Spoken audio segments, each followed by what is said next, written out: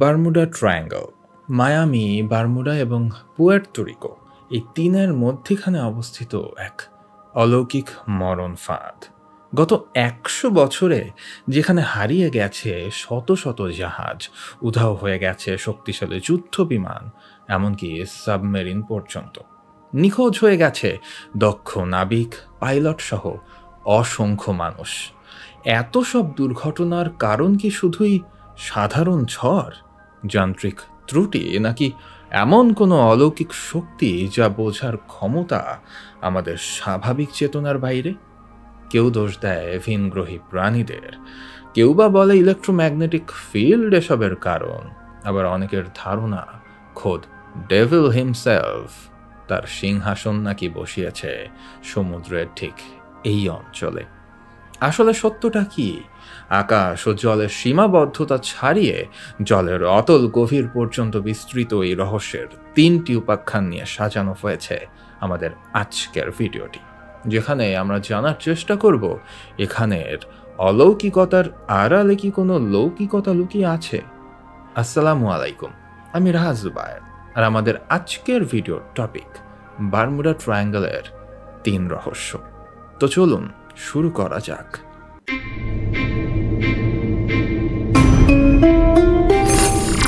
USS Cyclops এটি মূলত মার্কিন নৌবাহিনীর কয়লা বহনকারী একটা জাহাজ। ১৯১৮ সালের মার্চ মাস নাগাদ ৩০৬ জন ক্রু সমেত হারিয়ে যায় এই জাহাজটি। তখন প্রথম বিশ্বযুদ্ধ চলছে। ফেব্রুয়ারির ১৬ তারিখ ব্রাজিলের রিও ডি জেনেরিও থেকে যাত্রা শুরু করে বারবাডোস হয়ে সেখান থেকে বাল্টিমোর এবং পরবর্তীতে যুক্তরাষ্ট্রের দিকে যাওয়ার কথা ছিল জাহাজটির। বারমুডা ট্রায়াঙ্গল অঞ্চলে প্রবেশের কিছুক্ষণের মধ্যেই রেডিওতে কোনো রকম বিপদ সংকেত না দিয়েই স্রেফ হাওয়া হয়ে যায় সাইক্লপস। মূলত বারবাডোস পার হওয়ার পর থেকে তার সাথে কোনো রকম যোগাযোগই করা যায়নি। আজ পর্যন্ত সাইক্লপসের কোনো খোঁজই পাওয়া যায়নি। তার এই অন্তর্ধান নিয়ে অনেকে অনেক কথাই বলে থাকেন, দিয়ে থাকেন অনেক থিওরিও। যেহেতু তখন বিশ্বযুদ্ধ চলছে, তাই মনে করা হয় শত্রুপক্ষের সাবমেরিন থেকে ছোড়া কোনো টর্পেডোর আঘাতেই হয়তো ডুবে গেছে জাহাজটি। কিন্তু তার সাথে যে দুর্ঘটনায় ঘটুক না কেন, তার তো কোনো আলামত বা অন্তত ধ্বংসাবশেষ তো পাওয়া যাবে, কিন্তু না, কিছুই পাওয়া যায়নি। পরবর্তীতে ইনভেস্টিগেশনে জানা যায় সাইক্লপস তার শেষ যাত্রায় কয়লার বদলে ম্যাঙ্গানিজ আয়রন পরিবহন করছিল। বিশ্বযুদ্ধে ব্যবহার্য এই গুরুত্বপূর্ণ ধাতুটি পরিবহন করার জন্য সাইক্লপস কতটা উপযুক্ত ছিল তা নিয়ে যথেষ্ট সন্দেহ রয়েছে। অনেক বিশেষজ্ঞের ধারণা ম্যাঙ্গানিজের ভার বইতে না পেরেই নাকি ডুবে গেছে সাইক্লপস। আধুনিক বিশেষজ্ঞরা এই থিওরির সাথে যোগ করেছেন রোগওয়েভ থিওরি। রোগওয়েভ হচ্ছে সাগরে হঠাৎ করে তৈরি হওয়া বিশাল ও ভয়ঙ্কর আকৃতির ঢেউ, যার উচ্চতা প্রায় ১০ থেকে ৩০ মিটার পর্যন্ত হতে পারে। অন্যান্য অঞ্চলে খুব একটা দেখা না গেলেও ভূপ্রাকৃতিক কারণে বা সেই অনুযায়ী গঠনের কারণেই বারমুডা অঞ্চলে কিন্তু এই ঢেউয়ের আনাগোনা অত্যন্ত বেশি। ১৯৯৫ সালের আগে এই ঢেউয়ের অস্তিত্ব বিজ্ঞানীরা খুব একটা বিশ্বাস না করলেও ঠিক ওই বছরই উত্তর সাগরে নরওয়ে উপকূলের কাছে ড্রপনার প্ল্যাটফর্ম নামক একটা অয়েল অ্যান্ড গ্যাস প্ল্যাটফর্মে ২৫.৬ অর্থাৎ প্রায় ৮৪ ফুট উচ্চতার একটা ঢেউয়ের আঘাত রেকর্ড করা হয়, যেখানে আশেপাশের ঢেউগুলোর উচ্চতা ছিল ৪০ ফুটের কাছাকাছি। লেজার ওয়েভ সেন্সরে হঠাৎই ধেয়ে আসা এই ৮৪ ফুট উচ্চতার ঢেউকে রেকর্ড করা হয়, যা তৎকালীন প্রচলিত যে কোনো সি মডেল দ্বারাই ব্যাখ্যা করা একেবারেই যাচ্ছিল না। আর এরপরেই বিজ্ঞানীরা বিশ্বাস করতে বাধ্য হলেন রোগ ওয়েভের এক্সিস্টেন্স। বারমুডা ট্রায়াঙ্গলে অবস্থিত গালফ স্ট্রিম, বিভিন্ন সাবমেরিন ট্রেঞ্চ, ট্রপিক্যাল স্টর্ম এবং হ্যারিকেন বেল্ট ইত্যাদি নানাবিধ কারণে সৃষ্ট রোগ ওয়েভের সামনে যদি কোনো জাহাজ পড়েই যায়, তবে হয়তো তাকেও সাইক্লপসের মতোই পরিণতি ভোগ করতে হবে। কে জানে, হয়তো সাইক্লপসের অন্তর্ধানের কারণ এটাই। বারমুডা ট্রায়াঙ্গলের রহস্যগুলো যে শুধু সেখানের ওই ত্রিকোণাকার অঞ্চলের মধ্যে সীমাবদ্ধ তা কিন্তু একদমই নয়। এর আশেপাশের অঞ্চলেও ঘটে এমন সব ঘটনা, অর্থাৎ এর পরিধি কিন্তু বিশাল। এবার তেমনই একটা ঘটনা বিশ্লেষণ করা যাক। USS scorpion. মার্কিন যুক্তরাষ্ট্রের নৌবাহিনীর নিউক্লিয়ার চালিত অত্যাধুনিক এবং আক্রমণাত্মক এই সাবমেরিনটি ১৯৬০ সালে যখন কমিশন করা হয় তখন কোল্ড ওয়ারের উত্তেজনাপূর্ণ সময় চলছে। স্করপিয়ন তার ক্যারিয়ারে আটলান্টিক ও ভূমধ্যসাগরের বহু মিশনে অংশ নিয়েছে।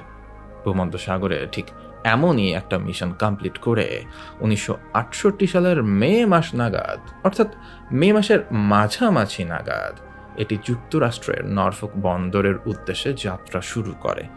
কিন্তু হঠাৎ করেই কোনো কিছুর জানান না দিয়েই সেই মে মাসের ২২ তারিখে সাবমেরিনটি নিখোঁজ হয়ে যায়। স্করপিয়ন থেকে সর্বশেষ রেডিও বার্তা যেটি পাঠানো হয়েছিল সেটি ২১ তারিখ। সেখানে কিন্তু কোনো রকম বিপদের ইঙ্গিতই ছিল না। হারিয়ে যাওয়ার সময় এর অবস্থান ছিল বারমুডা ট্রায়াঙ্গলের ঠিক পশ্চিম প্রান্তের কাছাকাছি। আটলান্টিক মহাসাগরে এটি অবস্থিত।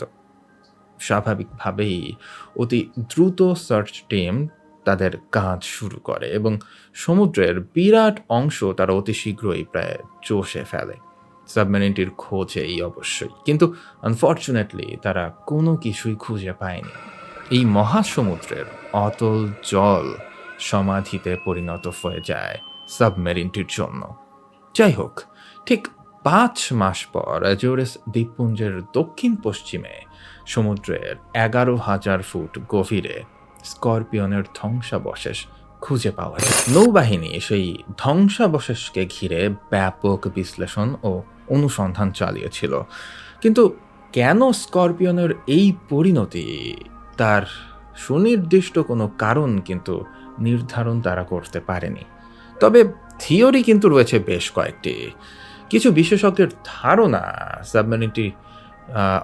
সাবমেরিনটির যে টর্পেডো টিউব, সেই টর্পেডো টিউবের ভেতরে কোনো যান্ত্রিক গোলযোগের কারণে হয়তো টর্পেডো নিজ থেকেই সক্রিয় হয়ে সাবমেরিনটিকেই আঘাত করেছিল। এই ধরনের ঘটনাকে বলা হয় হট রান অ্যাক্সিডেন্ট। এছাড়াও হয়তো সাবমেরিনটির বিশাল লিড অ্যাসিড ব্যাটারিতে শর্ট সার্কিট বা হাইড্রোজেন গ্যাস জমেও বিস্ফোরণ ঘটতে পারে।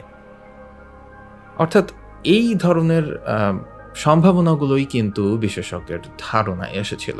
তাছাড়া অন্যান্য আরও যান্ত্রিক বিভিন্ন রকম ত্রুটি বা এক্ষেত্রে শত্রুপক্ষের আক্রমণের সম্ভাবনাও কিন্তু একদম ফেলে দেওয়া যায় না।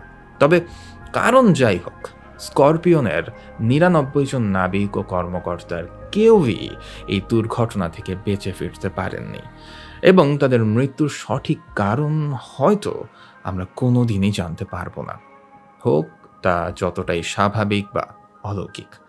ইউএসএস স্করপিয়নের নাম তালিকাভুক্ত হয়ে থাকবে বারমুডা ট্রায়াঙ্গলের রহস্যের তালিকায়।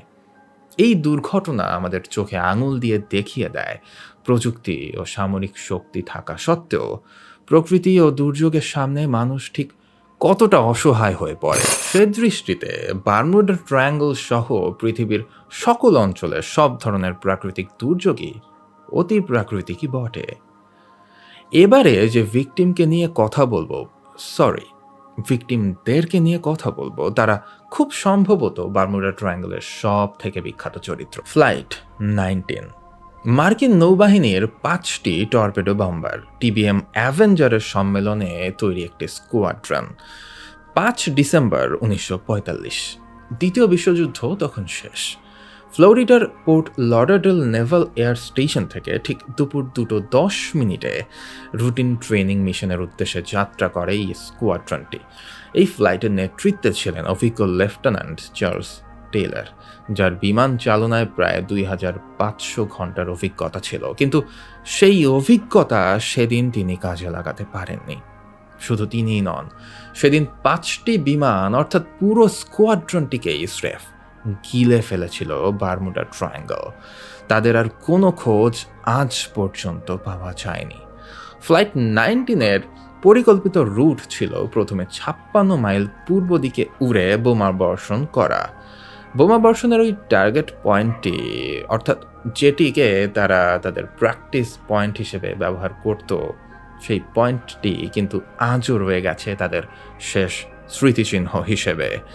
যাই হোক, এরপরে 67 মাইল পূর্ব দিকে এগিয়ে যাওয়া, তারপর 346 ডিগ্রি ঘুরে 73 মাইল উত্তরে এবং শেষে 241 ডিগ্রি ঘুরে 120 মাইল দক্ষিণ পশ্চিমে ফেরত আসা।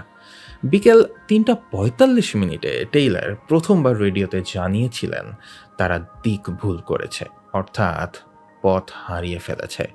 এরপর বারংবার তাদের সাথে যোগাযোগের এবং তাদের অবস্থান নির্ধারণের ব্যর্থ চেষ্টা চালানো হয়, কারণ স্কোয়াড্রনের একটি বিমানেরও কম্পাস ও অন্যান্য নেভিগেশন যন্ত্রাংশ ঠিকঠাকভাবে কাজই করছিল না।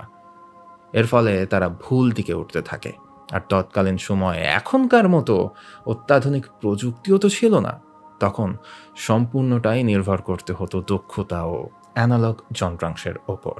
দেখুন, বারমুডা ট্রায়াঙ্গলের এইসব উইদাউট এনি রিজন যন্ত্রাংশ কাজ করা বন্ধ করে দেওয়া বা তাদের উল্টোপাল্টা রেজাল্ট দেখানো, এই ব্যাপারটা কিন্তু একদমই নতুন নয়। এর আগেও পরে অনেকবারই এমন রিপোর্ট পাওয়া গেছে। যাই হোক, ঘটনায় ফেরত আসা যাক।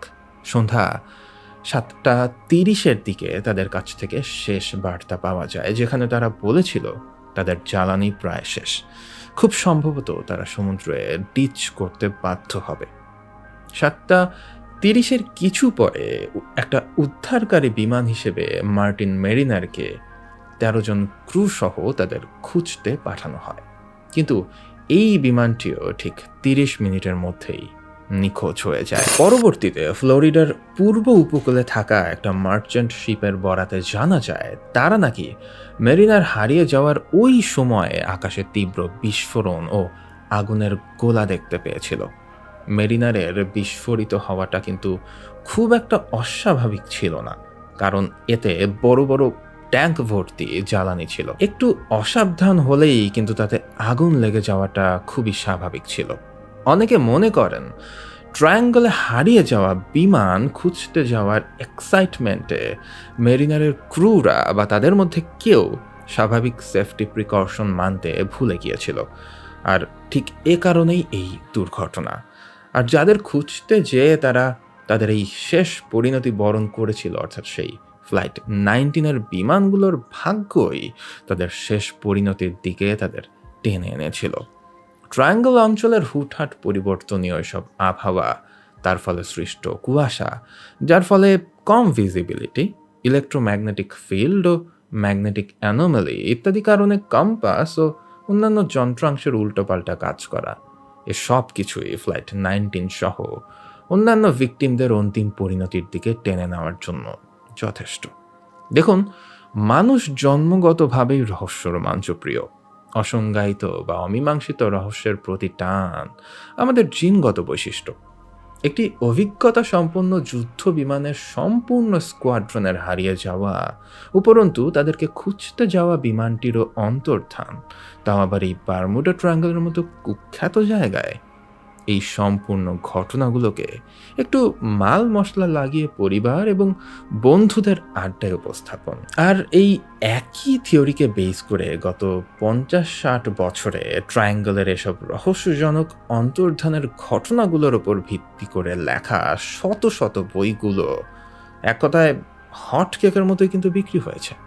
এগুলোই মূলত বারমুডা ট্রায়াঙ্গলের ঘটনাগুলোকে লোককথা থেকে কাইন্ড অফ ইতিহাসে পরিণত করে ফেলেছে। কিন্তু তবুও ওই যে কথায় আছে, যা রটে তার কিছু তো ঘটে। বারমুডা ট্রায়াঙ্গলের এই সব ঘটনার ব্যাপারে আপনার মন্তব্য আমরা জানতে চাই। কমেন্ট করে আমাদেরকে অবশ্যই তা জানাতে ভুলবেন না। আজ এই পর্যন্তই। এমনই রোমাঞ্চকর, অপার্থিব, প্রহেলিকাময় সব তথ্যে পরিপূর্ণ ভিডিও মিস করতে না চাইলে সাবস্ক্রাইব করে ফেলুন আমাদের চ্যানেলটিকে, আর অবশ্যই ফলো করতে ভুলবেন না আমাদের ফেসবুক পেজটি। দেখা হচ্ছে আগামী ভিডিওতে। Till then, lights out.